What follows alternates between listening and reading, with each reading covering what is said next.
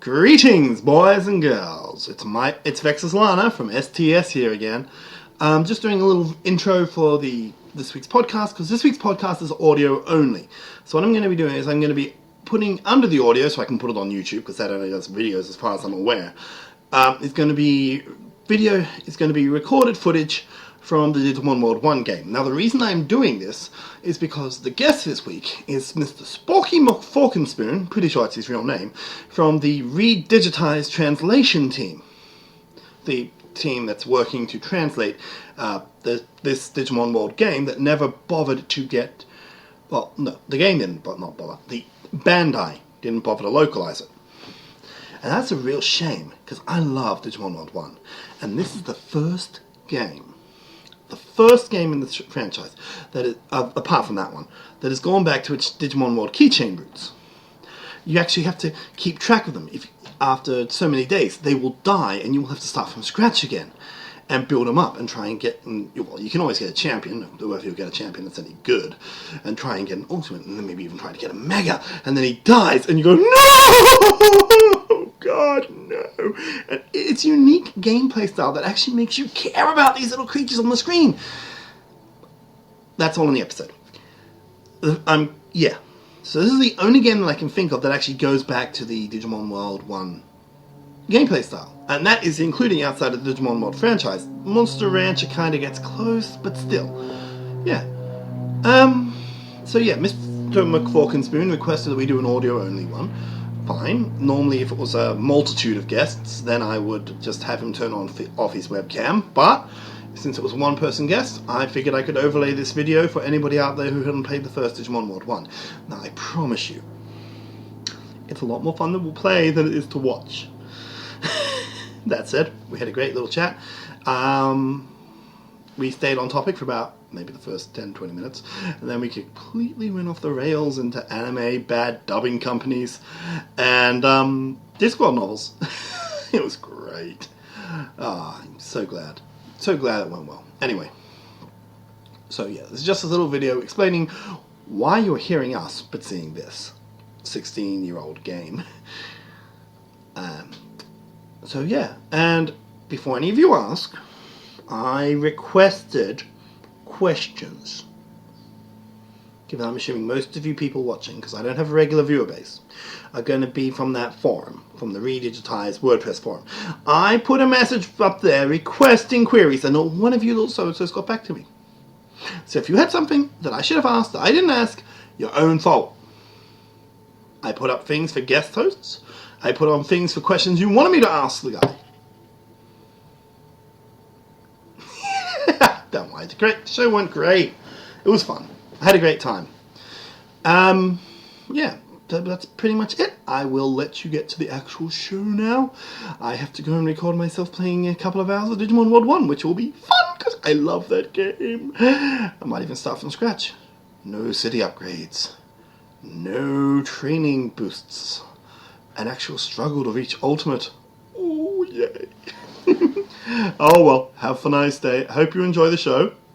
For those of you only interested in redigitize, you probably only have to bother about the first 20 or so minutes, because then, like I said, we go a little off the rails. But I had a great time, he had a great time, and, well, I don't really do this for the audience, but you might enjoy it.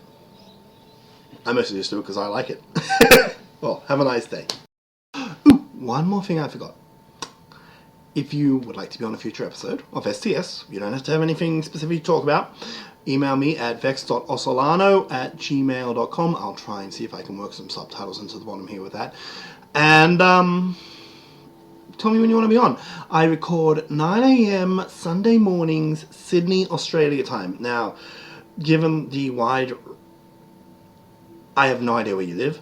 I have no idea what your local time zone is, so you'll have to convert that yourself. Or if you just want to ask, you can find me at vexrapopple on Twitter. So vex.osolano@gmail.com or vexrapopple on Twitter. Okay? VEXRAPOPPLE. Yeah.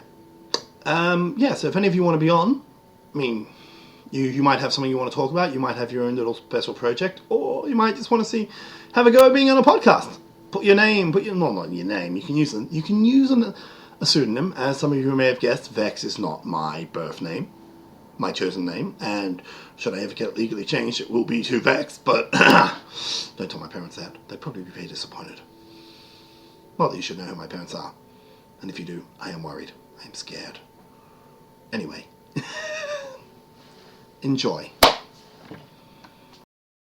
Usually does a little, oh damn, I wish I could use this video. That is trippy. Is it recording? Oh, it's recording. It recorded the video and audio separately, so that's okay. Alright, well, we can talk about doing the video later. I found my Digimon World 1 disc, so I'll put some of that in the background in case anybody doesn't actually know what that is, given that this one, the patch you're working on is a more or less sequel to it, isn't it? Technically, it is a direct sequel. A very couple of 100,000 years later direct sequel, but... Give or take. Depends on how you measure time. Yeah, which is always funny in these series. Individual world, I guess. Well, it's a pleasure to meet you. I'm Vex. Obviously not my real name, but the one I use online. Fair enough. Oh, I should probably put this to full screen so people can't see my contacts on the side. There we go. Oh no. That doesn't matter because we're not using the video. Right. Either way. That's the stuff I usually have to worry about. Sure. Sorry about the headphones, otherwise it gets the, it echoes your voice. Sure. And then it becomes an echo cast again, which is why I stuffed up with episode 2. Right. Because it was too hot for the phone, so I figured to stuff it, and that was a mistake. Okay, this is like a disco. Okay, stop getting distracted. So, how long have you been working on this project now? Oh, I better actually say what the project is first, eh? You're doing the fan translation for the Digimon World Decode? Oh no, Redigitize. Decode is the 3DS one, yeah. Redigitize. So the project itself started about, a year and a half ago. Mm-hmm. But I didn't end up joining until late 2013. So I guess I've been on for a bit over a year now. Cool. We're getting real close to done. We ought to be releasing sometime fairly soon here, but not sure precisely when. Fair enough. So, yeah, you mentioned in the thing that you're a bit worried about the dreaded C and D letters coming through. Would that be coming from the American or the Japanese branch? Because do the Americans have any leg to stand on if they didn't get the rights to it? Well... Or did they get the rights and just not do anything with it? I'm really not clear. Frankly, if we get a note from either one of them, I'll probably take it as being the they decided to send us. Yeah, I was just kind of curious about that. Yeah, I've never looked into it. I would think it would need to come the Japanese one, because they're technically separate companies, but not in my area much. Yeah. So, just assuming that you've got some people out there who might want to do this for another game that didn't get imported, like, off the top of my head, Valkyria Chronicles 3. I love number 1, but number 3 never came over to the other side of the ocean. What would you need, apart from a functional understanding of Japanese and a shitload of free time, apart from those two things, what would you need to do a project like this? A really good programmer. A really good programmer. Yeah. So the main thing that you need when working on a project like this, aside, of course, from someone who can speak Japanese, is someone who can have basically just raw data. Take the UMD, turn it into an ISO, and start extracting files. And pretty much reverse engineer them, then make a program that can exactly mimic the same type of file. Extracting is usually easier than putting things back in, but both are fairly difficult. Uh-huh. Once you get that, and you can do, sort of a bare minimum translation, you're also going to need either the same person or another programmer who is familiar with ASM, machine assembly language, which is to say that they can take a look at code that has been written by a compiler, has never been intended to be read by a human, figure out how it works, and then modify it. And learn an entirely new language by scratch, rewrite it, and yay. That sounds fun.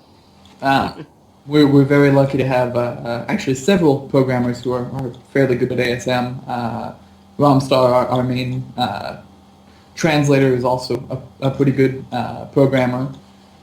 We've also had a guy named Storm who lives in France, who is reasonably good. And then we actually ran into technical problems for about 9 months that stopped dead until a guy going by the name of CompCom came in and has been able to fix just any problem we've been thrown at him in a day or two. Cool. And you've just answered one of my other questions. Are you all people who know each other, like hang out in real life, or are you a worldwide group? But you just said you got a French guy there, so so it's an online meetup thing. Yeah, none of us have ever actually met in person. I'm in the U.S. As I said, there's a French person, another French person, and then Rockstar lives in Germany. Oh, okay. Yeah. Cool. I'd heard of Romstar before from the Digimon World 1 game packs, Sure. but yeah. Cool. I've done this completely wrong order, haven't I? We were supposed to start off with a basic little chit-chat bit first and then move on to the Digimon stuff. Whatever. Not much happening in the world at the moment anyway, is there? Well, I'm sure there's always plenty, but nothing that comes to mind to talk about offhand. We're about to have a little coup, which is probably going to be very unfortunate for the party in charge. Tony Abbott keeps digging himself a bigger and bigger hole. And given that the party's only in charge at the moment because everyone got sick of the other party stabbing themselves in the backs, this is the worst thing they could possibly do. Sounds like you're pretty well getting into U.S. politics, where we basically change party. Not because we like the other party, but because there's only two, and apparently one of them always somehow manages to seem a little bit less worse than the other. Yeah, we got a smattering of small parties, but all they ever really do is, put their support behind one of the big parties, and Sure. then get screwed out of whatever promises the big party made them for that support. So, yeah. Yeah, Gillard got in a bit of trouble for that one, I think. Oh! What was your first encounter with the Digimon? Well, that would have been the American Digimon Adventure dub. I think that was 2000 or so, maybe 1999. And man, in retrospect, was that terrible. But it was just so much better than Pokemon, which was all I had to compare it to at the time. Absolutely. Fucking 4Kids. Yeah. 4Kids poison everything they touch. No, not as bad as Nirvana. Man, card captors? Yeah, I used to watch that a bit. I had a friend who had pay TV, so he'd record it, because I only had regular TV, and that didn't get it. So he would record two of me, and he would lend me the videos. And that was kind of how I got into anime beyond Pokemon, because Sure. I have very, very hazy memories of the old, what's it called? Macross? Robotech. But back then I didn't realize that was from overseas. I was like 5, 7. Just stuff on TV at that point. Yeah, pretty much. Yeah. So you watch a lot of much anime? Well, not as much as I used to or would like to. Between full-time job, full-time school, then doing this, gotta give up. Would not leave you with much free time. No. Cool. Yeah, I'm running into things very quickly, aren't I? I had things to ask the other guests, which would have padded it out, hopefully branched off in topics, but they both have actual other things to do. Sorry. Okay, so let's see. We covered the what do you need? What was your first thing in Digimon? Yeah, because this one, when I found out about this one, I was really pissed off they hadn't imported this one. Because my first Digimon was one of those little keychains. Oh, sure. And Digimon World 1 was, as far as I was aware, the only Digimon game that had kept that sort of keychain system. Where you had to monitor the time, get them to the bathroom, feed them. All the other ones, training, leveling, that was pretty much it. Sure. They didn't keep the original spirit of the games. Then I heard about this one, and Bandai was not bringing it over, and I got very annoyed about that. Yeah, us too. Because... Even worse is... Sorry. You first. Well, the fact that they didn't port Decode is even worse. It's the same basic game, same sort of plot, but there's about twice as many Digimon in it. The plot is about 3 times as long. The maps to each area are between 2 and 3 times as large to go explore. Pretty much anything you can think of to improve about the game, they did. Has been improved. Fair. And then they you to fuck over everyone not in Japan. Well, it's probably worse in Australia than America, because we don't even get all the things America gets. True. I have in front of me here Digimon World 2003. For the US fellows, this was Digimon World 3, but we never got Digimon World 2. So they chucked the 2000 before it. Sure. And sometimes we do get stuff, but it'll only be out they'll only make so many, and then they'll say, nah, not worth doing anymore. Did you ever play the Disgaea games? Only one of them. Well, there was a PSP spin-off starring the Prinnies. And I was really excited about this. I got the magazine, it said it came out last month. So I went down to a video shop, I tried to order it. No. Does not exist. Not anymore. I ended up getting a second-hand one from EB Games on it. I freaking hate our import peoples. Yep. Almost as bad as our rating systems that get us censored versions of bloody Saints Row. Which is so amazingly useless in the age of the internet. I know. I got the fully uncensored Saints Row 4 because I have an American PSN account. Which they could easily stop me using, because they don't let me... They've got the regional, global... if you're not in America, you can't use your American PSN account to get movies or TV series or whatever. But you can use it to get video games. They just give absolutely no fucks about that. All the only restriction they put is I can't pay for an Australian credit card, which if I just go online, I buy an American PSN credit, input the code, and I'm there. Huh. Only thing I can't really do is watch movies or PlayStation Plus. Right. And you could probably do that if you decided to get yourself a proxy server. No. PlayStation Plus requires an Australian credit card to subscribe. Ah. So, yeah, nope. Which I don't have. My account, I think I put myself as being somewhere in Toledo.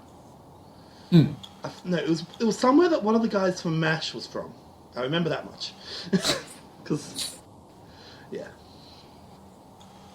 So what is your favourite improvement between the old game, the old Digimon World 1, and this new redigitize? Well, I did not actually play Digimon 1 that much, and, it was many years ago, but I really liked the fact that you don't lose skills anymore when your Digimon dies. Well, you only lost skills in the first one if he died through horrible, horrible neglect. Right, but they decided, bollocks to that whole system, the moves are stored on your Digivice, because, whatever. Cool. Yeah, in the original one, if he died of natural causes, old age or whatever, then he kept all his moves. But if you threw him into a fight again and again, and he died in combat 3 times, then you'd lose something. And given that some moves could only be learnt from one specific boss, and if you lost that one move, it... Yeah. And this Important question. Save states. Important question. Does the poop become permanent scenic decoration? I believe that it mostly does. However, there is a way to get rid of it. I forget exactly what it is. Numamon or Sukumon? Something like that, yeah. Certain Digimon ate the poop. Ah, interesting. I think there's just a Digimon you can recruit, and he will go clean it up if you do. Fair enough. Whatever. Did Digimon 1 have the Digimoise thing where you could store the special attacks of your dead Digimon? Digimon World 1 had... Your attacks were in a grid. And if the Digimon could use that attack, you could select up to 3 different ones for him to use. Okay. So And then as long as you didn't die in battle, you kept all the attacks. Okay. And you learnt them by having enemies use them on you. Sure. But I think the best one only had like a 20% chance of being learnt. So the new thing, one of the newer things for redigitize is that each Digimon has a special attack. It goes up as you attack things, or you take damage.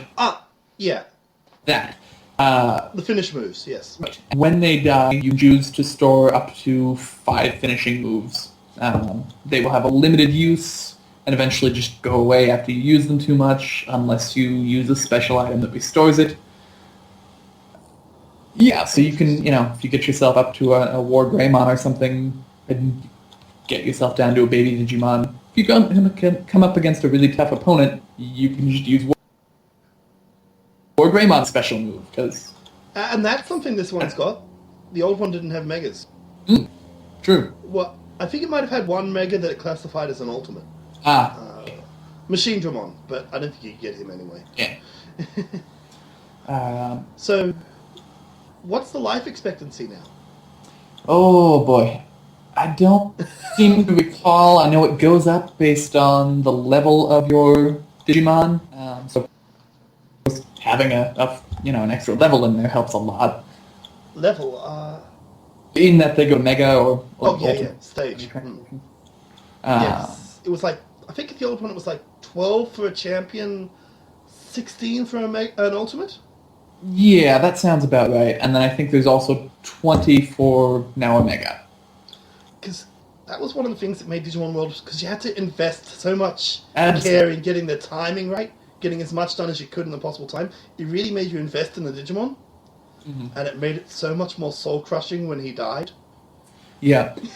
Worse, in Decode, they kind of said, screw all of that. You can, if you are so inclined, just hire powerful Digimon, and they'll take over for your Digimon for a while. But your Digimon gets the EXP. Right! So it's got EXP now. Sorry, they get the bonus stats. Oh, okay. So it's still like, if I fight, then this stat goes up by a random amount, this stat. So it's cool. It's as if your Digimon fought it, except that you can have something permanently at, Ultimate or Mega, because you paid a bunch of money for it. So you've got a rookie earning ultimate level experience. Yes. I can see how that would help. Yeah, costs a lot, and, you pay by the day, I think, but sometimes it's worth it. Kind of like the old Pokemon Magikarp training method. Yeah. You are bright pink and yellow foreheaded now.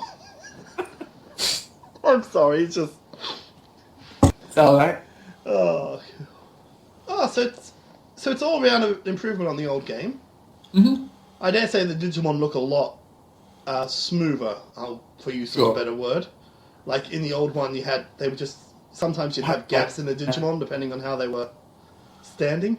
Yeah. Where the skin things came apart. Right. Yeah, it's a much higher polygon count now and a lot more animation frames.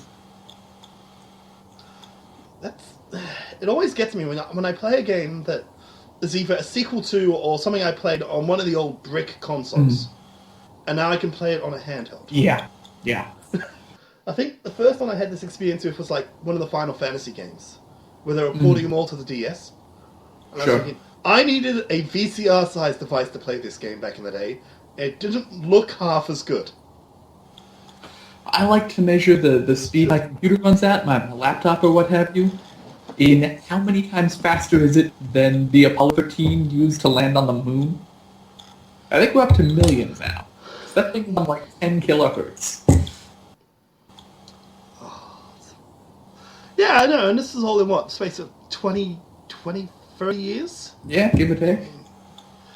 I can remember, our first computer did not have any internal memory. It was a micro B.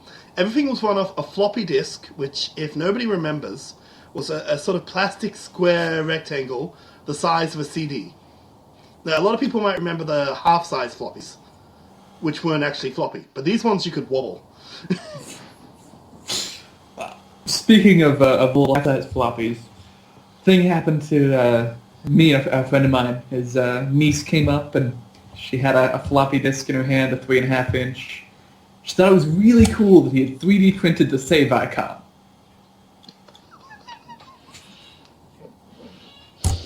Oh God.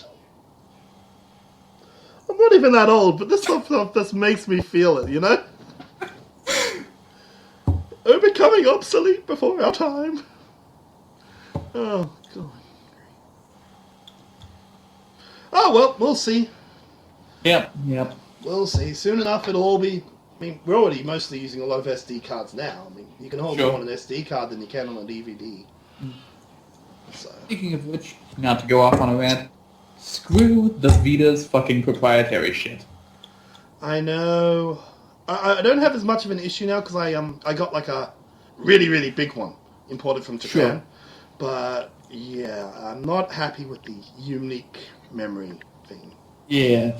Well, the thing is, I like my Vita. It's got a great screen. It's got 2 analog sticks, which should just be mandatory. It is the best handheld console on the market, and they just can't do anything with it. Absolutely. But I mean, sorry. If you want a 64 gigabyte internal memory, which should not be that expensive, it was as much as the used Vita that I bought. That's absolutely insane. I got my Vita new when it first came out. I only got mine in December, so it's still shiny and new to me. The buttons on my old PSP had started to not work. So instead of just upgrading the PSP, replacing the PSP, I figured next month the Vita comes out. No, Fuck that's it. good time. And then I found out it didn't have any cartridge support and limited backwards compatibility. Yeah. Because, like I mentioned Valkyria Chronicles 3 before, right? Valkyria Chronicles 2, the PSP, even the PSN downloadable version, didn't play on the Vita. It does now, like, how many years after release? I think we're up to 2 now? Yeah, but... Something like that. Yeah, they've not handled... I mean, leaving aside whether you think 3D is good or not, it easily outperforms the 3DS. Sure. But next we're actually taking away features from you. The Google Maps, all of the GeoIP-based stuff, is all going away. Not that anyone used it, but, still annoying. I never got one of those ones with the mobile thingy in it. Neither did I, but... I don't know if we could get them in Australia. Probably could. I heard about it. Yeah. It didn't seem like something I'd ever use, but, still annoys me to... really, it's kind of a repeat of the other OS thing from the PS3. You advertise features, and then you take them away, because, screw you customers. Oh, yeah. I remember hearing about that. You could, was it Linux? You could run something off the PS3. And apparently some research lab was using it to do something. Mm-hmm. And then they took it away. Right. Pretty much screwing over that research lab. Well, not quite. It only took it away if you updated the firmware. The problem for the research lab was that every time one of them, the PS3s and their supercomputer that they'd built out of these things, would break down, they'd send it off to Sony, and it would come back with the upgraded firmware, making it completely useless. Yay. Yeah. Oh, well, at least they did away with the bloody region locking. Ah, that's true. Technically not. Companies can still choose to do it, but I think only one game ever came out for the PS3 that used it. Because my first one I got was like Disgaea, one of the Disgaea ones. Because there was like a several-month delay between the American and the Australian release. So I figured, screw it, eBay. Send! And then, of course, I couldn't use any of the DLC, but, Right. Yeah, that gets you one way or another. Yeah, I hate the bloody... Oh, sorry. Personal hate is the import system in this country. I get carried away. I have been playing recently. I'm a big fan of the Sword Art Online series. So So if you haven't seen, you should watch it sometime. It looks awesome, but after the first few episodes, it lost me. Yeah, fair enough. When it started time jumping months and, Yeah, that's understandable. It's better than the books, though. The very first book does, the first day in there, and then they're on floor 75. Then he went... Do you ever watch any of the abridged stuff on YouTube? Mm-hmm. Have you ever seen the Sayo abridged? No, I've only ever watched, really, the Yu-Gi-Oh! Abridged, which was... Oh, yeah. Oh, he's doing a new thing now called the Mark Remark, where he pretty much just commentates on the wrestling programs. That's hilarious. And every time a woman's match comes out, oh, excuse me, I have to take a bloody piss break, and comes back and completely... I think it's so he doesn't get accused of saying something bad about the women. Sure. Or, you really don't want sexism allegations. I suppose. You could also just take it as an I'm going to go masturbate joke. You could. Except he actually puts an audio track of a piss break in there. You hear the water. Well, it's probably not. He's probably tipping a bottle into the toilet. Or even just going online. I'm sure that's recorded somewhere. Yeah. So. Still, well done him. It is hilarious. I recommend it to a friend of mine whom I know has at least watched wrestling. I never did, because like I said, I didn't have pay TV, and that was the only place you could get it down here. Sure. But I'd recommend it to a friend of mine who tried to watch wrestling once while I was in the same room, so I know he's at least watched it, but I don't think he actually saw it. Now, there's a good one called Sayo Abridged, though, and they turn Kirito into an absolute a-hole. And the way they handle... Oh. Spoilers. Sachi. Where instead of being scared she's going to cock up, it's because she has horrible lag. So every now and then, her image will just, distort, and her words will repeat. And nice. He's actually actively traumatized by that. By her death. Which is the sole reason he helps this little girl, because she says the exact same things Sachi said just before her death. That's kind of weird. And it kind of triggers a flashback to the horrible, sure. The girl with the dragon.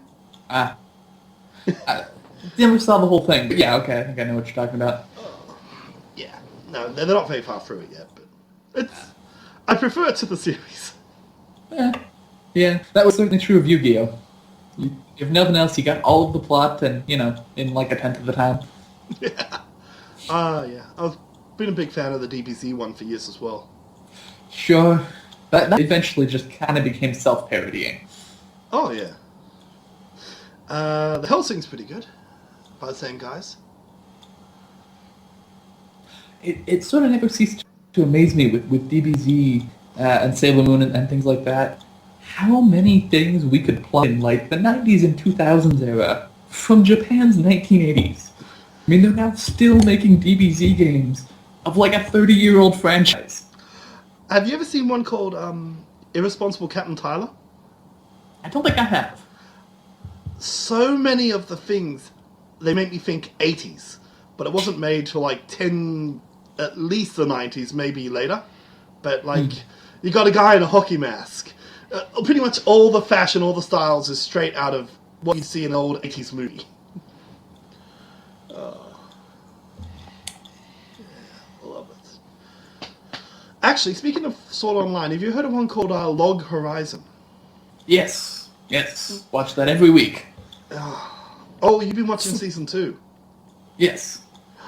I really want to hold off on that until they finish the season. Then I just going to binge watch it over a weekend. But, yeah, that's definitely what I did with Season 1, because it was already all out when I found out about it, but... Have you checked out the English dub? I haven't. Oh. Hilarious, then? Oh. You know Nyauta? The cat guy? Sure. Yeah. His voice is perfect.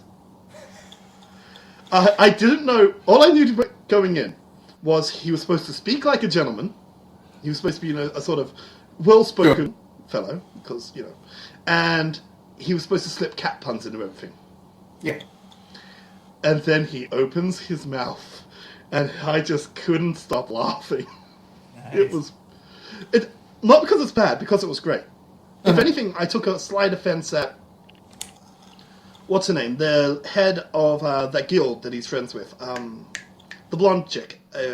Yes. Wow. They kind of turned her into a bit of a, which it fits with her character. It only shook me at first, but she turned sort of like a real ditz, like totally. And what's his name? The berserker, Natsugu. He's very much a dude, bro all the time. It fits with his personality. Sure. I wasn't expecting it, and you just sit there for a few episodes going, "This is wrong, and then you get used to it. I think that could work really well with a new character introduced in season 2, who is just a trap. Is this the AI? Not that I'm aware of. Oh, there's one character I understand is like a money farming Chinese bot or something. Oh, there's gonna be something more with that, but she's only been in one episode. No, there's literally just a character who, for the first 8 episodes, I guess he is in, speaks with a very feminine voice, dresses all in pink, climbs all over Natsugu. That was one of the things I had with this series. There was only one he/she player in the game. If you go to World of Warcraft, how many he/she players are you going to find? They actually do cover that. Basically, the characters who were in the long body, so to speak, just became their new gender. Okay. So that's why you don't have any guys going around talking like girls or vice versa. Precisely. Because when Akatsuki did it, she was still had a feminine voice even in her male body. They apparently slowly adjusted. Because they realized in season 2 that they hadn't done anything else with that. I wasn't quite sure if, the really big guy from the Guild for Fangirls? Whether he was supposed to be one or just really, really camp. They've never said. There is the incredibly flaming gay guy in that guild who is just great. I think that's who I meant. Name like the fox head on his chest and... Yes. But no, this new character in season 2 is great, because apparently the character is, physically, anatomically male, but he has everyone call him Chan, climbs so his character's male? Yes. It's not a guy in a girl's body, It is a guy who just cross-dresses, and now it's the only one who hasn't figured it out. Oh, God. Yes. I can't wait. Apparently, Madman, the main anime distributor in Australia, is going to be bringing that one over. I can't wait. Definitely get the DVDs. That is something where I still have to watch out for region encoding. I can't just import the American, but... One of these days, I need to go ahead and buy. They did a Blu-ray. I think they just remastered from the original cells of Card Sakura. That sounds up. I never got that far into that. No. I got up to... No, I did. I got to the end of the first season. And then was completely unaware there was a second. Right. Until several years later. And then I never got around to tracking it down. It's real good. You should. Yes, and her friend who kept basically just using her like a dress-up doll. I say that... Pardon me? Her friend who basically kept using her like a dress-up doll. Ah, okay. The very much black-haired chick? Yes, Tomoyo. I haven't watched any of this since high school, so my memories are a little bit vague. But... Sure. Oh, yeah. Yeah.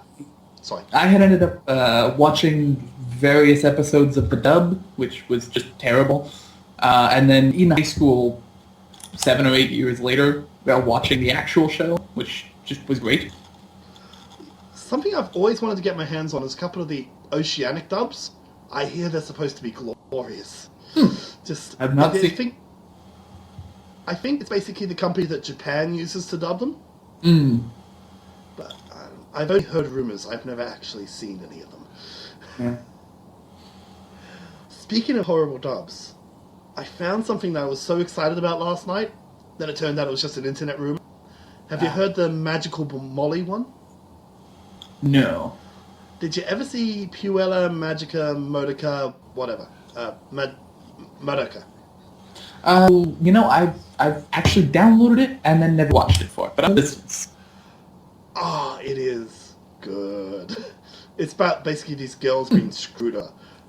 Anyway, there was a rumor about a Funimation version called Magical Molly. That does. And there was another one called Friends with the Titans, where instead of fighting Titans, they're playing Titan games. But it turned out this was all just a big internet hoax. It was, Sure. Oh god. I want to be careful. I mean, it's only episode 3 or so this thing happens, but it's kind of a big spoiler, where one girl meets a very unfortunate end. But in the mean thing, she just went back to the cake planet. The portal to the cake planet was inside this big thing's mouth, but I like that. In the series, her head basically just gets bitten off. Because I could so see Funimation, with the reputation they have, kind of doing that. Not Funimation, 4Kids. Yes. It was a 4Kids thing, not a Funimation. Funimation generally good stuff. A 4Kids paranoia agent. Oh. I only just watched Paranoia Agent a couple of months ago.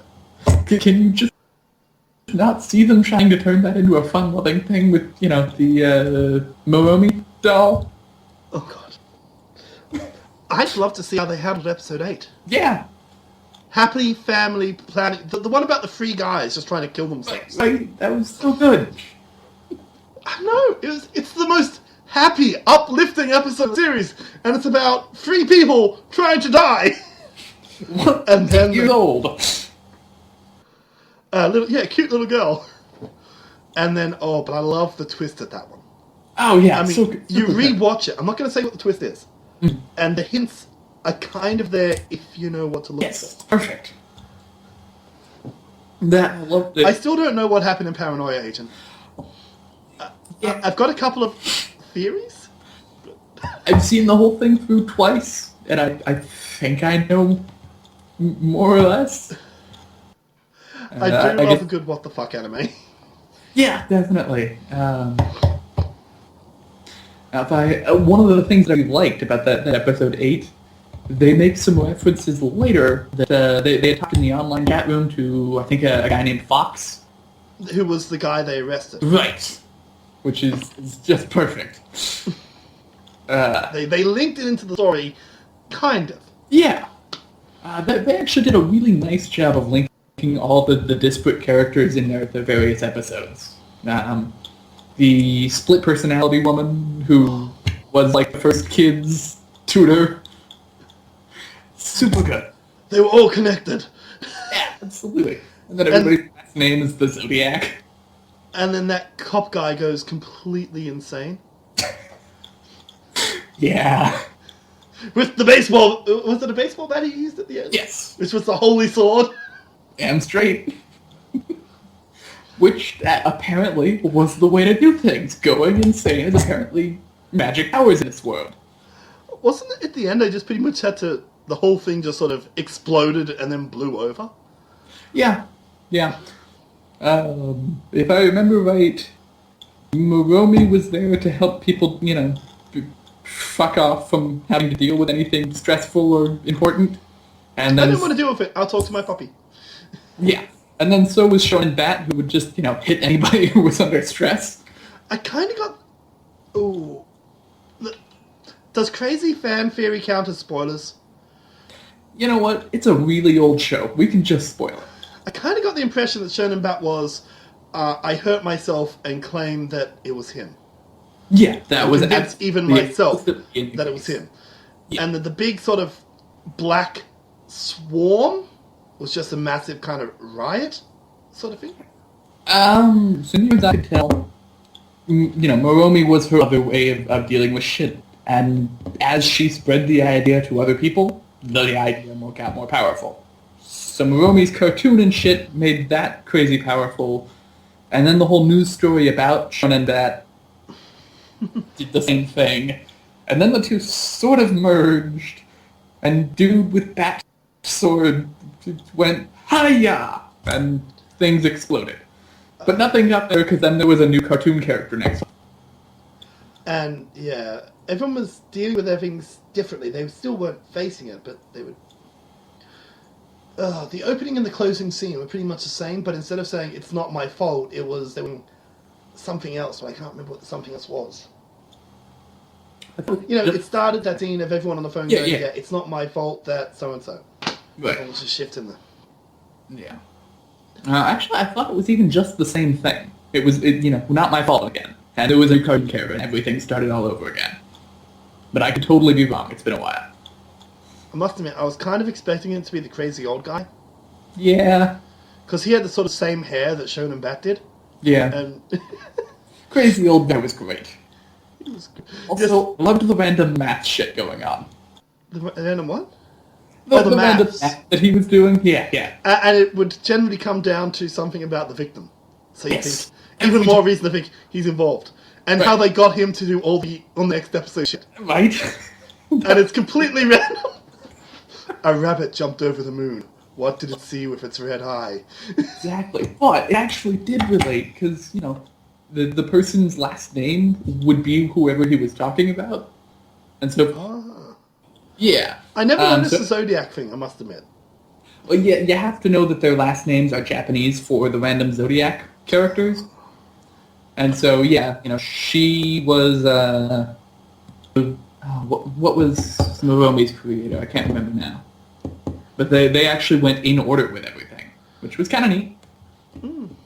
And so yeah, he was always just talking about the character who would have weird shit happen in the next episode. Super good. They put way too much into that. Getting those lines out just with a straight face. Oh, God. Yeah. Or without going, what was I supposed to say next? It's easy to remember a speech that makes sense. Yeah. When you're just spewing random words at the screen, it's... Yeah, he did just sort of seem like he had aphasia at times. Another one that was equally mindfuck, Serial Experiments Lane. Which was made by the same guy who did Digimon Tamers, the third one. Yeah, which was kind of... Okay, I've recently rewatched it. It's nowhere near as dark as I remember it being, but it does get a bit dark towards the end with Leomon and how it's her despair fueling the... Yeah. I really feel like that show suffered a lot from the fact that they didn't end it where they originally planned to. When did they originally plan to end it? So the original plan was for Beelzemon, Impmon's mega form, to just be the ultimate bad dude that they all had to destroy. Yeah, that's why if you watch the first few episodes, it actually takes quite a while. He shows up in the opening scene right at the end. There's like this dark shadow over everybody. Then it's the D Reaper was just pulled their ass because they went, we can make like 20 more episodes. I did like Beelzemon's story. No, his redemption arc was great, but the D Reaper was just so dumb.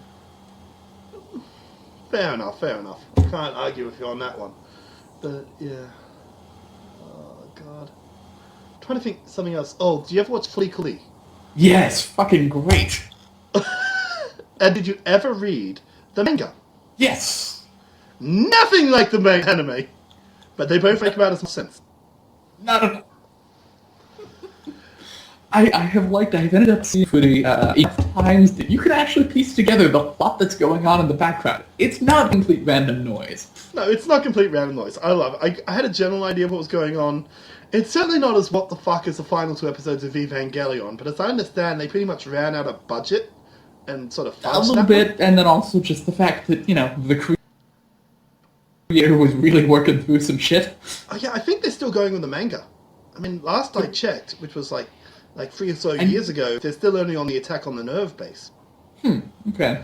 I know they built the new movies of it, and those, I think all 4 are out now. I never saw the last one. I've only seen the first 3. Yeah, I think... And the third one goes completely off the rails. They literally show you the moment with the record, what do you call that? The mini disc player. When, fuck it, this is all new shit. Yeah. Did you watch? Did you watch the end of credits on number 2? I don't think I did. Because it gets pretty much implied all this happened before. Yeah. By the angel guy. Neat. This time I will make you happy. Kaoru. Oh, was it Kaoru? The white-haired guy? Yeah. My favorite thing from those last few episodes that you really had to pay close attention to notice was the whole, and it was in some of the manga, the idea that the reason these kids can pilot the Avas is that their mom's soul is inside the robots. I knew about Shinji's. Yeah, that's true with all of them. But wasn't it a thing that pretty much anybody in their class was a potential pilot? They killed all of their moms to put their souls in robots. Okay. Yeah, they kind of say that a bit with Asuka, that she thought her mother was in there with her. Yeah. But her mother killed herself, didn't she? Well, that, if you pay attention to the shit written in German and what have you, in her going crazy episodes, what they did with her was they tried to not have to kill her mom, and it basically took all the motherly aspects of her soul and left just the insane bits. Oh. Yeah, so her mother tried to kill Asuka, then killed herself, and hung a doll of Asuka right next to her. Like, in a noose, and then Asuka walks in and finds it. I think my favourite going off the rails parts of the new movies was when they were testing out the new Ava. Yeah. And all of a sudden, Asuka is making big sentimental speeches and getting close to the people, and they're gonna fuck her over so bad. Yeah, and then fuck it, this one needs 2 pilots, because whatever. I really dislike and apparently we don't age, because that would be inconvenient. Oh, yes, it's the curse of the Avas. Just what the fuck ever. Also, I have one eye. But it did look freaking awesome when Shinji went full angel at the end of the second movie. Yeah. And everything is just... you get some good stuff. Yeah. Some of their live-action variants on some of the anime stuff isn't... There's one I haven't seen yet, but do you watch much Studio Ghibli stuff? Now and again. I just recently watched the most recent one, the World War II one. I can't think of the name. Oh, good. Okay, yeah. I was thinking, that's not recent, but I'm thinking of something else. I was thinking of Grave for the Fireflies. You're probably thinking of The Wind Rises? Yes. Yeah, Grave of the Fireflies is not recent, and that is the only movie I will openly admit to can make me cry. Yeah, I could see that. They just spent all this time investing in these kids, and then they pummel them into the ground, and that scene with the little sister just struggling to say her brother's name, and her eyes slowly close, and oh god. But no, they've sorry. Yep. So great.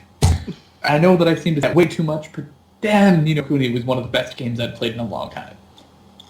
Yeah, I never finished that one. I got that, but never got around to finishing it. Yeah, it looked great. Yeah, everything up to the ending was pretty good. I did not as much care for the now everybody's a zombie thing, but maybe I didn't get that far. Oh. Yeah, they sort of tease the ending multiple times. You can get as far as they literally throw a parade in your honor, and it looks like you're gonna roll the end credits, and that's when everybody turns into zombies, and it turns out, nope, there's multiple dungeons left. Yay! What I liked is, did you hear the theory that it's basically the kid's gone insane after his mother's death? That was pretty much exactly what I thought of through the entire game. Yeah, it was on Zero Punctuation episode. And I made a mistake watching that before I played the game, and then it was all I could see. Was this kid is running around town thinking he's in a fantasy world. In a cape, which he continues wearing. With a stick as a wand. Yep. Talking to his little stuffed animal. The only part that didn't make any damn sense was, when he magically unlocks a door. Does he? Oh. He Yeah. uses magic in the real world, does he? Yeah, what's her name? The female protagonist's analog. Oh, the one who's locked in the room. Yeah. You unlock her door. Which, you could totally just say he ran and grabbed the key, but that was the only case where you explicitly did something that you cast a magic spell and then the thing you wanted happened. There was... Back to what I was saying before about live-action variants. Have you heard they've made a live-action version of Kiki's Delivery Service? Wow, no. I haven't seen it. I kind of want to see it, but I'm also kind of scared. I think they've replaced the blimp with something... Was it a blimp in the movie? Yeah, technically. They've replaced it with something else, but it looks to be basically the same story apart from that. Interesting. I'm a little surprised that there has not been a live-action porn variant called Kiki's Delivery Service. Oh, give it a few... Rule 34, it exists somewhere on the internet. Well, yeah. Although Rule 34 has let me down recently. Oh? I'm making a music video to rip into somebody who requested musical ripping. Sure. And his nickname, it's basically a breed of dog. And so I'm trying to find a dog at least straddling another creature. I can't find it. I can't find a drawn or a picture, and Rule 34, you have failed me. See, when that happens, you go to 4chan and you invoke Rule 34. And somebody will make it for you. Porn will be made. Frankly, the project's never probably going to be finished anyway. I can do most of it. 75% is easy.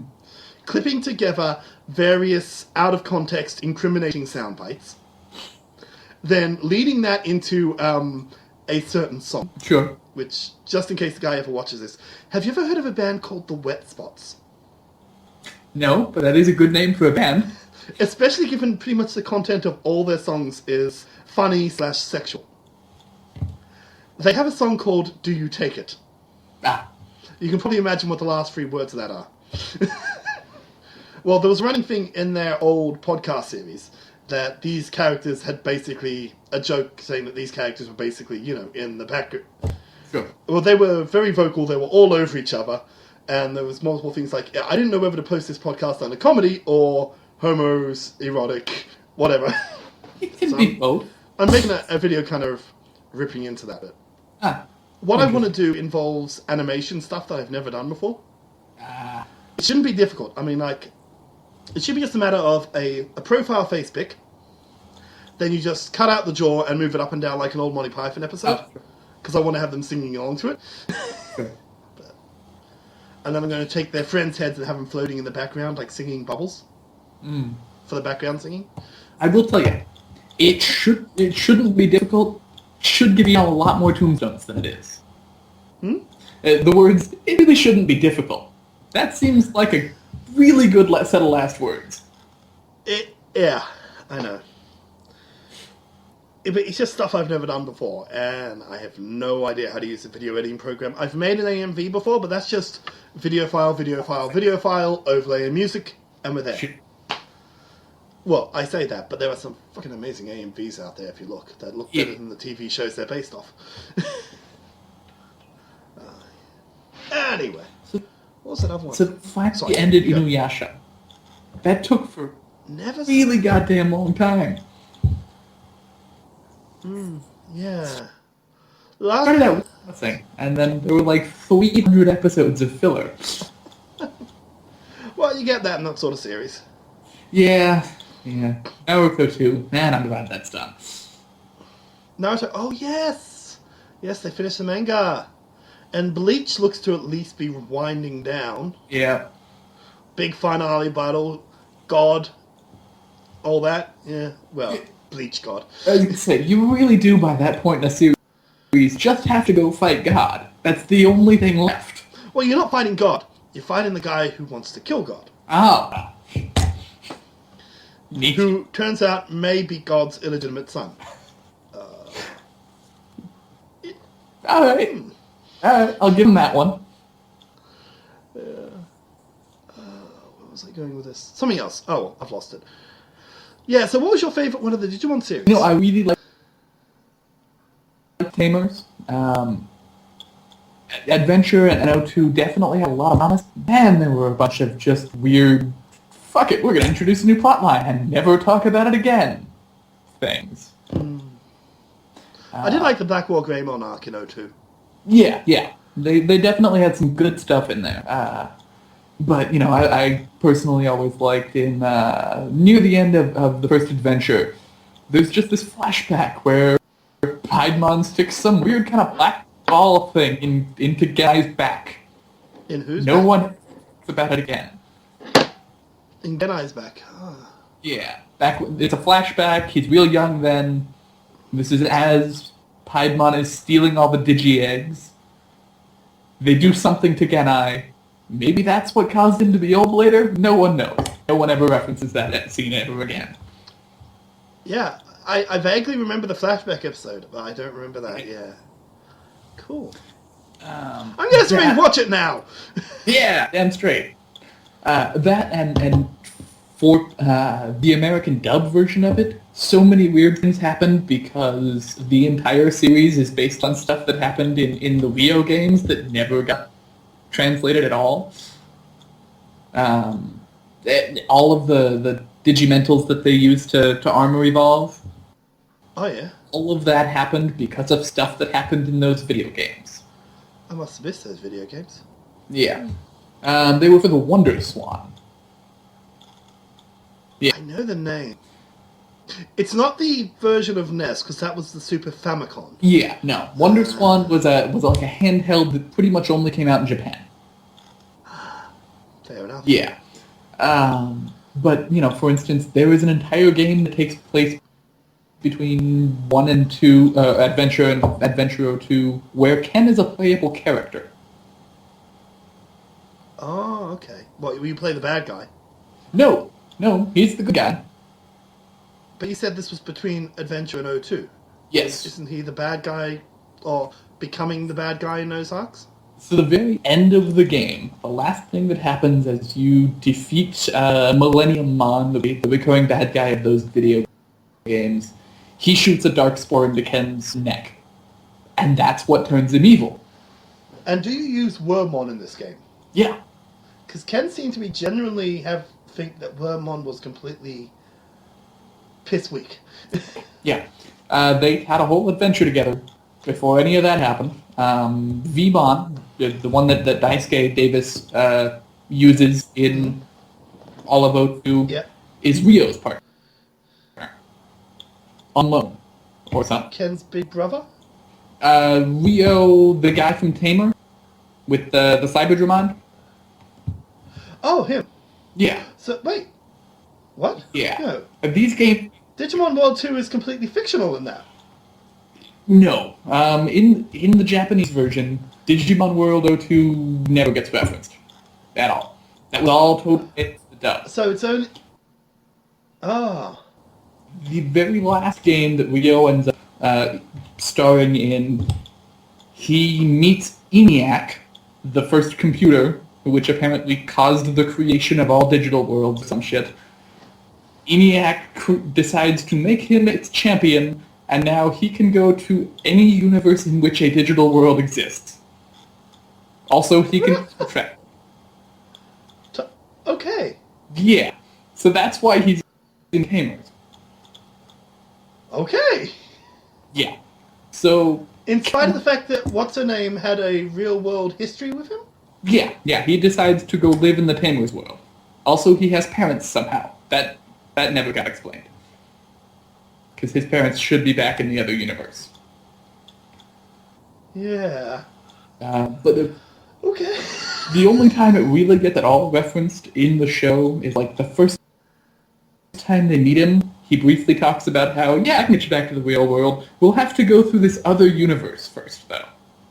Yes. Yeah. They did. Never gets referenced again at all, but yeah, he's saying, by the way, I can dimension hop you to your world. I figured that was a reference to the multiple sort of environment, plane things within layers. Yeah. Within the Digimon. That's, I think, what kind of everybody assumed. But, you only know about it if you've played these games. That Never came out. A whole bunch of important shit happens that anybody who didn't play these games does not know it all about. The real crazy thing, Cyberdramon, his partner, is what happens when Ken's Vmon and the bad guy Millenniummon, Ken's Vmon forces a DNA Jogress evolution, creating his Cyberdramon, which is now his partner. And then becomes what was it called? Mono something when it goes back to being a rookie? Yeah. Yeah, because that was another thing they never explained. Yeah. How he could bloody biomerge outside of the digital world. When he wasn't around when Deboromon did his whole sparkly lights thing. Yeah, that was just a plot hole, as far as we know. Also, what the fuck was with Alice? That was an awesome episode, but none of that made sense. Well, she was one of the researcher's daughters. Yeah. He had a picture of her. And possibly a ghost. Really? Oh, I hadn't heard that part. Yeah, so at the very end of the only episode she's in, Doberman, kills himself to... I think she appears for like a few seconds in one going, oh, Doberman. Yeah, at the very end, after he sacrifices himself, she walks into the distance and then suddenly disappears for no reason. And then we flash to the researcher looking at a picture of his daughter inside. Right. Which, okay, yeah, ghosts. That's a thing, Digimon. Makes sense. We had it with Wizardmon, I guess. But, yeah, actually, that's one of the few things. That's one of the only 4-kid shows where people died. Yeah. And I think... admittedly, they got reformatted, so they had a loophole there, but... Yeah. Not in Tamers, though. People just died. Yeah, and then you ate them. Yeah. And then Leomon was just fucking dead, except that he came back for like 3 seconds in... Beelzemon used his data to try and save Jet. Yeah. He used Fist of the Beast King. Love that. Which is doing what you said, carrying over the special attack. Yeah. And of course that re-traumatized Jerry again, who was almost ready to go, and then her old partner's move gets used, and Leomon! Yeah. Oh Christ, we've been going for an hour. Yeah. Oh well. We can stop whenever you want to stop, but we can keep going. I have no real set limit on this. All I've really got to do is play enough Digimon World and to record it over the video. Wait for your whatever it was you had to do next. Oh no! I allowed an hour between the end of the planned hour-long end of the episode and me having to get ready for work. Right. So I could do the video processing stuff, which I can do until I get home. Right. Even until I get home. Especially since I've actually got another part to it. I've got to record the video footage because I didn't find the CD until this morning. Alright. So I thought I was going to have to record Digimon World 3, which would have been a shoddy second place, given that it's a completely different combat style. Yeah. I liked it, but I'm a fan of FF games. I liked it too, but it's a real different game. that is going to be one of the big things that puts people off this game. Well, no, probably not, because anybody getting your patch is already going to be a fan. Definitely. But it was probably one of the big things that put people off Digimon World 1 was zero direct control over your Digimon until you got the brains up to like 500. Yeah, even they're not much. Yeah. And then you could say, laser beam or fire blast or whatever. Sure. But before that, you're just basically letting him run around and do what he wants, which is probably going to be a major turn-off for a few of the fans. Yeah. Yeah, I remember not liking that much as a kid. I just pretty much saw it as my job to stand there and throw HP ups at him. Recoveries. Recovery disc. Yeah. Recovery disc. Mana disc. Or MP disc. Yeah, and certainly in that tradition of all the television shows. We're going to stand here, have intense conversations about stuff. That was one thing I liked in Digimon World Season 3, was the Tamers actually did shit. Yeah. They kind of Digimon World... Yeah, but... In number 2, all they pretty much did was, okay, you need some of my energy to digivolve, so I'm basically a human battery. I had it true in 1, at least in 2, they had to decide what thing to make you evolve into. Yeah, 1 and 2. In was it number 4 that the kids became the Digimon? Yeah. You can see they're trying to make the main characters actually more important. And then you go back to Digimon World 5, the fusion ones. No, that was, the fusion ones weren't until later. 5 was the Data Squad. Oh, I never watched that one. Yeah. Yeah, that's why I saw like an episode or 2, where Agumon had the wrist straps. Yeah. And so 6 was just fuck Digimon are now Legos. Digimon and the Legos? In that, hey, you got a new Digimon. He can now join the big Digimon we make. Mighty Morphin Power Rangers Digimon, yes. Yeah, a little bit. The Voltron, I guess, is what we're going for. Oh, yeah, I should never use Mighty Morphin Power Rangers given what's in the news last week. Oh? Red Ranger killed somebody. Oh. But by the reading of the article, it was self-defense. Apparently, he and his roommate got in a argument turned a little violent. He and his girlfriend retreated to the bedroom. Roommate, I think, kicked in the door. And then Red Ranger stabbed him with a sword. Well. That was kept by the door. So it's just first thing in the hand, self-defense. I question a little bit the kind of person who just has a sword by their door, but yes, given the circumstances. If it was just like hanging up on a whatever Sure. display. There are definitely circumstances where it can happen. I'd be a little sad if it was an actual power sword from the show, though. That'd be a little weird. I think it would have made the article if that was the case. Probably it was just true. a sword. And Which Red Ranger was it? 'Cause there's been like 12 now. not one of the ones I recognised. Okay. He's they showed the helmet, Oh. which wasn't him anyway, because that's the Japanese cast. Sure. But it was had these sort of weird things. It wasn't the first one. Okay. Because I remember everyone was making the Zordon will be very displeased jokes. When he had nothing to do with Zordon. No. Zordon died if he actually watched enough Power Rangers. Yeah, he dies. Is it just before the samurai show up? The samurai version? I believe that's correct. Yeah, you got normal Power Rangers, and then they go to was it to dinosaurs after that? Or was it dinosaurs to mythic? No, it was dinosaurs, mythic creatures. Yeah. And then it was even ninjas, I think. And that was about when Zordon died. Give or take. I know it was you were like 17 or something. I think I was. I mean, seriously, I came back, I'd watched the show when I was 7. I came back at 24 and I'm like, how is this still on the air? I saw an episode of the newer ones. What's it called? Oh, Jesus. In Space, Lost Galaxy... The one that's going on TV at the moment, like, how place it? Where they're the robot helper. Shit. What? I don't know. They had a robot helper in the first one. No, but a robot who actually fights. Not like Alpha, who just went, oh, no.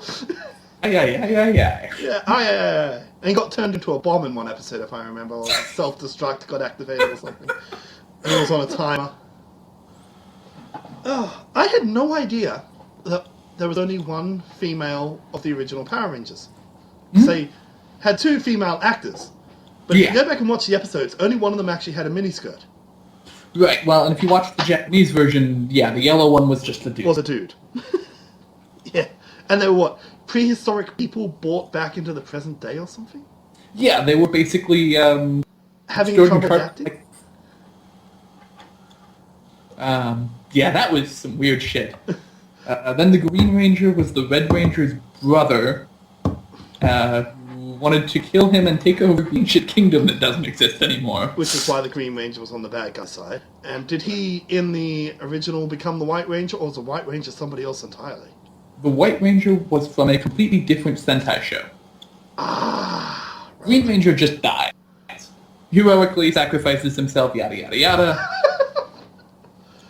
The candle burning thing that they did, that was same between the 2. Oh, good grief. Weird shit. I remember sitting and thinking, surely the original wasn't this sort of corny No. And then I go back and watch an episode of the original, and oh my god. I did that. I made the mistake of going, I want to watch all of the original. And what really got me was just the very first scene when they're in just randomly like a bar fight in a bowling alley with all the 80s hair. God, Lord. Some things from your past live up. Some things from your past really don't. The music from that shit, that was still just as equally terrible, but stays in your head for days on end, though. Yeah. Oh, Lord. Speaking of old stuff coming back, they're doing that in the movies a bit at the moment. We just had the Paddington movie. A little while ago, they had the Postman Pat movie. And this year, I hear there's a Banana Man movie coming out. Huh. You know who Banana Man is? Oh, it rings a bell, but I don't think that was ever part of my childhood. There was an old British cartoon series from, I think, like the 70s, 80s, but it was still being repeated in Australia to the 90s. It was one of those little 10-minute cartoons, Danger Mouse sort of thing. And it was voiced by the Goodies. My grandfather was a fan of those. Yeah. Let's see, another one. Aren't they making a Curious George movie? I think they already have. Could very well be. Or I might have just seen a new series or something. I've heard they're resurrecting the Wombles. Do you know what the Wombles were? Ah. They were that brings back, right? hippies, basically. The Wombles of Wembley Green? Sounds right. Jesus. I haven't heard of them since I was in year two. Yeah. Which is... yeah. Ah, man. It's going to be real sad when Terry Pratchett actually finally retires. So sad. Oh, if he retires. He's got Alzheimer's. Yeah, and he's using ghostwriters. Apparently I think I read somewhere he's currently working on the next Tiffany Aching book. Huh, that would be great. I love those. Except I got the impression they pretty much wrapped them all up after the last one. Yeah, well, the 30th book, Rainstein pretty much did just kind of have every character from ever come in to say goodbye, which... They've been doing that with the last few books as we've been getting more wrapping up stories. Yeah. As opposed to leaving things open. Like, Guards. Yeah. It kind of leaves open that, Sam and Sybil go on a date. Sure. And then they just sort of cuts away. Cut to them getting married in book 15. Yes. Which was great, admittedly. I love... Even with the change in style since he's had the helpers, Sure. I still love his work. Absolutely. Well, and, really, the change in style just kind of happened gradually. As I understand it, it's not that he's, using ghostwriters, it's that he's just dictating and someone has to type for him. Yeah. So that's what I meant. I just was using the word ghostwriter. Yeah. Which is great. I love his work. I pretty much attribute Survival through high school pretty much to I discovered his stuff. Because I tried to off myself when I was 10. Ah. And then I discovered his stuff a few years later. And there were 25 books at that stage. Yeah, sure. And I didn't want to check out until I finished finished them all. That's great. And I couldn't get my hands on Sorcery. It wasn't in the local bookshop. It wasn't in the local secondhand. The library didn't have it. That's what kept you going, which was too bad because it was not a very good book. His early ones are very different. You go back and read Equal Rights. That is not the same Granny Weatherwax that we have today. Equal Rights is the one I'm thinking of that was not super good. I liked it. It's just the characters aren't the same. I have a hard time making myself finish that one, though. I love the Creature in the Dungeon dimensions. Yeah, great ideas. I think if he'd written the book now, it would have been great. And I really loved her coming back for the most recent Tiffany Aching book. 28 books or something later. Oh, yeah. Because you're always wondering what happened to that, because they go back to no females in wizardry. Yeah, they went right back, and it turns out, nope, been there all the time. But also, sort of not, because timey-wimey. Oh, yes. And, crap, there was something else. Did you read A Flash on the Screen, I think it's called? Oh, it came out a few years ago. It's a collection of his old short stories. Oh, nice. No, shut up. I did read it was for children's series. Oh boy. Bromelia trilogy. About, Oh, yes. yeah. About knowing what. I didn't know this, but that was my first exposure to Pratchett. I didn't know this until several years after I started reading Pratchett. But my first exposure was, did you ever see the old animated series? No, I didn't know there was one. It's great. It's possibly the best book adaptation I've ever seen. They don't cut out too much important. And even today, the animation, it's... Hold up. what's it called? Stop motion, where you got the little statues that move. Oh, crazy. Yeah, it's one of... like kind of like Watterson Gromedy, just basically little statues moving. It looks great. It still sounds great. And it's... if you can find a copy. The whole thing is on YouTube. Oh, that's good. Though that's probably a bit close to pirating, so I don't think I should probably be recommending that. But given that you can't... I have no problem if you can't get... If they do not release this shit anymore. If this thing exists nowhere except the digital leafer, I don't mind. If it's something that you can go and buy in your local shop, well, then you shouldn't. But... I'm a registered member with the Pirate Party, but we shouldn't get that anywhere. No. What was I thinking of? Yes, but check that out if you like the Bromelia trilogy. Because it only covers truckers. And then it goes, this is not totally the story, but it was. I really got to get around... I know they made a Johnny and the Dead one too, but I haven't got around to seeing that one. Okay.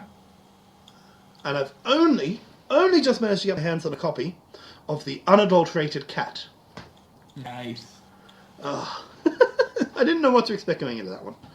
I need to see if they've ever done like a Blu-ray release of the Felix the Cat stuff. My grandfather loved that whole series. He has it all on VHS, and I bet he would really love like an HD remaster of it. Yeah.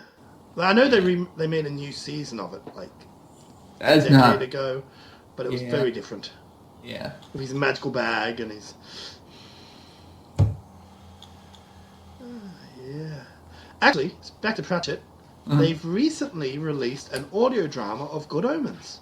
Okay. I mean, it's highly abridged, of course, because it's only 4.5 hours long, and it's a drama, not a book reading. Sure. So it's like listening to the characters do the stuff, and they've got to put some things in for the sake of exposition. But it's still pretty decent. I need to get I've got audiobooks of all of the mainline Pratchett books, the Discworld. I need to get a paper copy of The Science of Discworld, those ones, because man, those were good. Yeah, they were. They were good.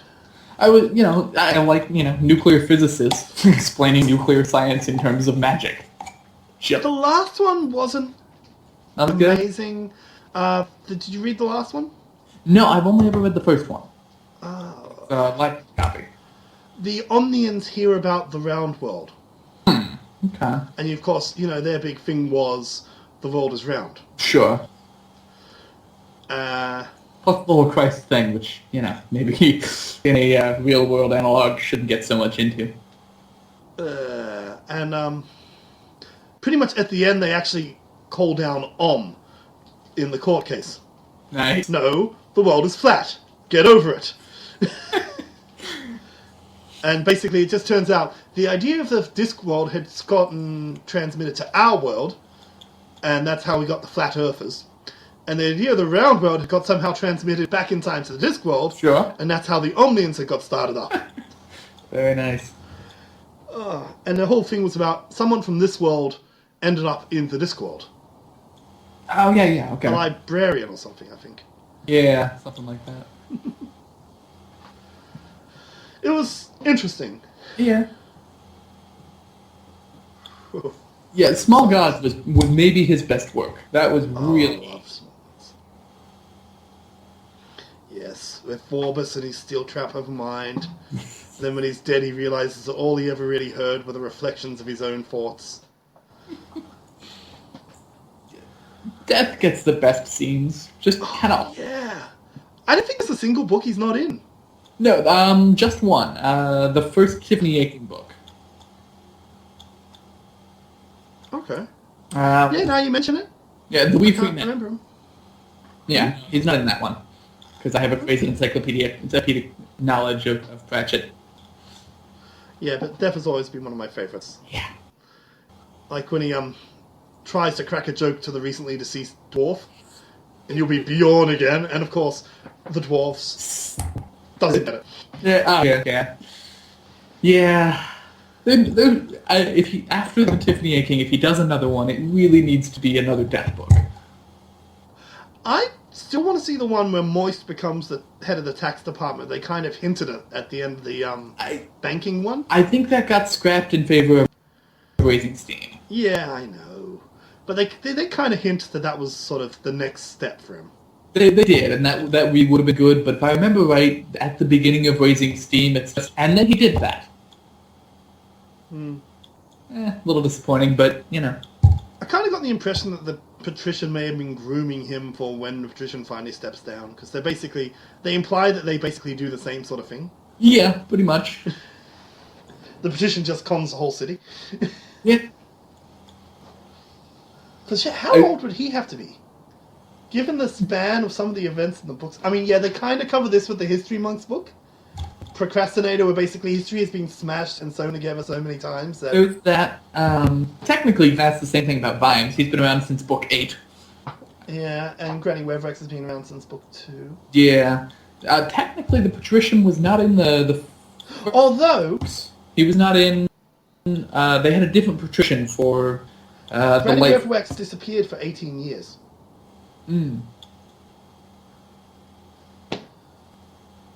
Yeah, and then he was like a kid in the one where Vine went time. Yep. Yes. That was a good one. Oh. Yeah.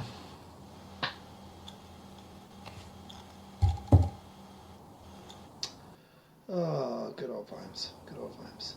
Did you ever watch the Discord animated ones? No, I've always meant to get around playing the PlayStation 1 games, though. Oh, yeah, I never got my hands on those ones. I got my hands on Discord Gnaw for the PC. Oh, yeah. Pretty much a point-and-click adventure. Yeah. So were the PlayStation games. I understood they sort of had Rincewind in the Dragon Crisis or something? Something like that. I've not actually played them, but I want to. I've only heard of them. And yeah. No, the animated ones are pretty good. It's there's an animated one of Soul Music and of Weird Sisters. And Soul Music has some of my hands down favorite things to come out, songs that come out of a thing, because they could have just come up with like a couple of minutes of songs that sounded like the right genre. Kind of, yeah. But they made entire songs. Yeah. Discworld songs for the... Like, I've got the soundtrack over there. They're Cavering Rhubarb. Tell me the hedgehog can never be bug at all. No. Nah. They only got the ones that happen in the... Mostly it's just the ones that he plays in his concert. Sure. And just that last one, you know, from the end where he finally gets to play the harp again, and he plays the really beautiful song. If you get a chance, look it up on YouTube. It's called Sione Board Da, which I understand is some sort of pun on Johnny Be Good, which is another thing I've never heard. Yeah, American 50s music. Yeah. I understand pretty much everything in that is a musical pun, but... have you ever seen Back to the Future, the first one? Once, vaguely, many, many years ago. Okay. If you ever do, and it being 2015, you should, because this is your... Yes, this is when it happens. Right. If you do, the musical number that Michael J. Fox performs to essentially bring in 60s music to the 50s, he does Johnny Be Good. Okay. Yeah, no, it's just a really beautiful song. And they have made these amazing songs for these little segments that you're going to have people talking over mostly, but in a kids' cartoon show. Well, not really a kids' cartoon. You get the idea. A cartoon series. Sure. It's just a high level of detail. I know, it's amazing. Yeah, if you get a chance, look it up. It's fun. Good music. Good music. Oh, well, I should probably think about wrapping it up soon, shouldn't we? Yeah, probably so. Alright. Well, thank you for talking to me. I'm about an hour ago, but I'm glad we covered the stuff about the project. So you're looking forward to working on Decode next, I understand. Yeah, so when we don't get shut down. Yep. We've got some of the tools, not all of them, finished being made. So far, the only thing we've been having much of a problem with is, for some reason, they added this weird thing where all the Digimon will basically use Twitter. Yeah. Seriously. Well, if you're going to make them equally intelligent creatures, you've got to give them access to things everyone else has access to. So they will give you sort of hints about what you should do next with people talking about the shit that you've been doing in the world. Which sounds great, but we've been having a real hard time in that way. I'd love to come back again sometime, maybe after release. Sure. I'd love to have you back on, hopefully with a bit more of a cast this week. Because, like I said, the other two people I had planned, each have had new websites that they both put up around New Year's Eve. So I was going to talk to you about your project and then about their project. Sure. However, I've heard one of them's just resigned from her project due to reasons, which I'll get into if I ever have her back on, but not until then. And the other one has a mate's 4-year-old kid's birthday to go to, so... Well, that's reasonable. Fair enough. Alright, well, maybe another time, then. Maybe another time. I'd be happy to have you back on whenever, assuming my video card doesn't shit itself again, and I lose my computer for a month. Well, I didn't lose my computer for a month, but it was very unstable, shall we say. It was an easy fix, I just didn't know how to do it. Sure. Thank you. And I will, of course, message you when it's up. Absolutely. With the link. Have a good one. See you around. Bye. Bye.